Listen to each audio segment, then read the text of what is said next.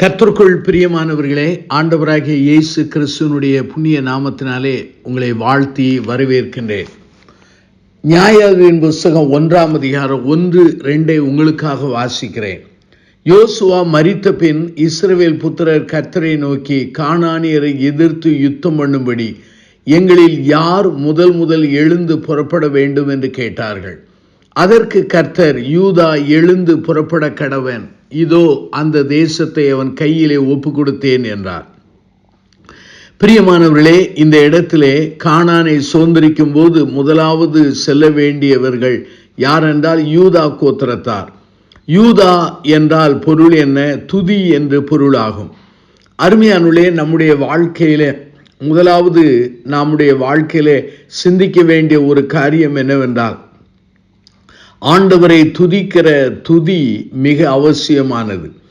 ஆண்டவர் துதியின் மத்தியிலே வாசம் பண்ணுகிற தேவனாக இருக்கிறார்.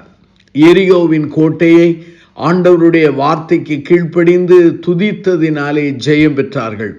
யோசபாத்தும் கூட தன் யுத்தத்திலே ஆண்டவருடைய துதியை அவன் முன்னிறுத்தி அவன் செயல்பட்டதை திருமறையிலே வாசிக்க முடிகிறது.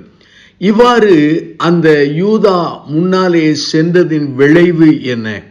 அங்கே நியாயாதிபதி 1ஆம் அதிகாரம் 6-7 நீங்கள் வாசிப்பீர்கள் என்றால், அங்கே வேதவசனம் சொல்கிறது.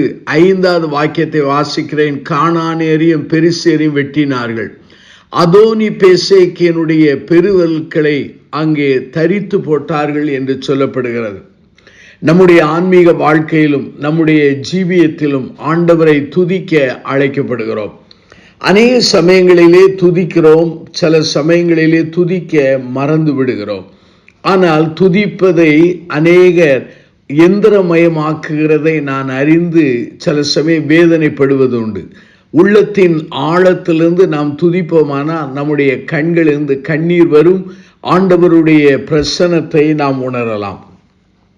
சங்கீத புஸ்தகத்திலே 100ஆம் சங்கீதத்தை நீங்கள் எடுத்து வைத்துக் கொள்ளுங்கள். இந்த 100ஆம் சங்கீதத்திலே திருமறை வசனம் சொல்கிற ஒரு காரியம் என்ன? 4வது வாக்கியம், அவர் வாசல்களில் துதியோடும் அவர் பிரகாரங்களில் புகழ்ச்சியோடு பிரவேசித்து அவரை துதித்து அவருடைய நாமத்தை தோத்தரியுங்கள் என்று சொல்லப்பட்டிருக்கிறது.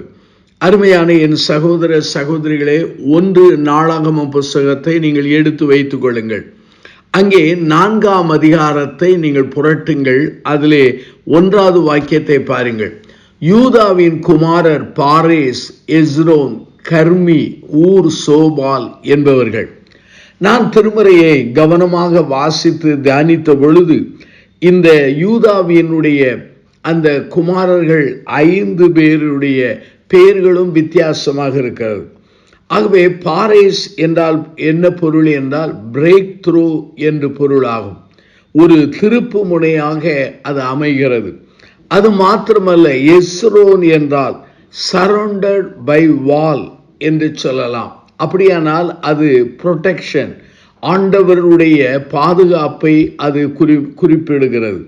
கர்மி என்கிற அந்த வார்த்தையானது growth அல்லது எக்ஸ்பான்ஷன் என்று சொல்லலாம்.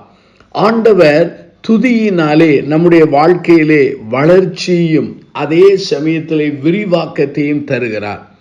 அங்கே ஊர் என்கிற அந்த ஒரு காரியம் என்னவென்றால், அந்த ஊர் என்கிற அந்த பெயரினுடைய பொருள் என்ன, அர்த்தம் என்ன? பியூரிட்டி என்று சொல்லலாம், அல்லாவிட்டால் செட் அப்பார்ட் என்று கூட சொல்லலாம். ஆகவே அது பரிசுத்தத்தை அது தருகிறது. கடைசியாக யூதாவின் குமாரருடைய கடைசி அந்த மகனுடைய பேர் அல்லது கடைசியாக சொல்லப்படுகிற அந்த பேர் சோபால் என்பது. சோபால் என்றால் மல்டிபிள் பிளெஸ்ஸிங் என்று பொருளாகும். ஆகவே யூதாவின் குமாரர்கள் 5 பிள்ளைகளுடைய பெயர்களை வைத்து நாம் புரிந்து கொள்ளலாம். நாம் துதிப்போமானால் நம்முடைய வாழ்க்கையிலே ஒரு பெரிய பிரேக் த்ரூ, திருப்பு முனையை தருகிறார். நாம் துதிப்போமானால் நம்முடைய வாழ்க்கையிலே தேவனுடைய பாதுகாப்பை தருகிறார். அதை எஸ்ரோன் என்று சொல்லலாம். அதே சமயத்தில் நாம் துதிப்போமானால் நம்முடைய வாழ்க்கையிலே ஒரு வளர்ச்சி அல்லது விரிவாக்கத்தை பெறலாம். துதிப்போமானால் நம்முடைய வாழ்க்கையிலே பரிசுத்தத்திலும் அவருடைய அன்பிலும் வளரலாம். கடைசிய சோபால் என்பது நம்முடைய வாழ்க்கையில எண்ணிக்கைக்கு அடங்காத ஆசீர்வாதங்கள். அப்படியானால் அருமையானவர்களே, நம்முடைய வாழ்க்கையிலே துதிக்கும் பொழுது இப்படிப்பட்ட ஒரு காரியங்கள் வருகிறது. சகோதர சகோதரிகளே, இந்த செய்தியை கேட்டுக்கொண்டிருக்கிற உங்கள் வாழ்க்கையிலே ஒரு காலத்திலே நன்றாக துதித்தீர்கள். இன்றைய துதிப்பதையே நீங்கள் வெட்கம் என்று எண்ணுகிறீர்கள். ஆனால் துதிக்க தொடங்குங்கள். அதை எந்திரமயமாக்காதிருங்கள். உள்ளத்தின் ஆழத்திலிருந்து ஆண்டவர் உங்களுக்கு செய்த நன்மைகளை எண்ணி அவரை துதியுங்கள். அவர் செய்ய போகிற மகத்துவத்தை எண்ணி துதியுங்கள்.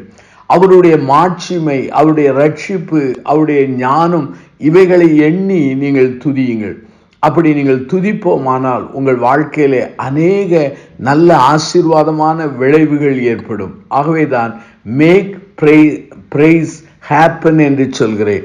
நீங்கள் துதிப்பீர்கள் என்றால் அநேக காரியங்களை ஆண்டவர் உங்கள் வாழ்விலே நடத்துவார். கிறிஸ்துவை நம்பி கிறிஸ்துவின் பலத்திலே கிறிஸ்துவை துதிக்க தொடங்குங்கள்.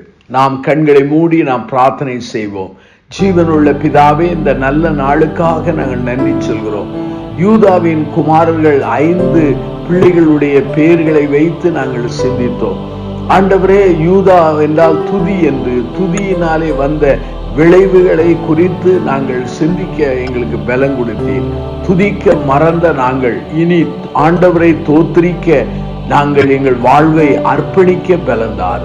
இயேசுவின் நாமத்தில் ஜெபிக்கிறோம் ஜீவனுள்ள பிதாவே.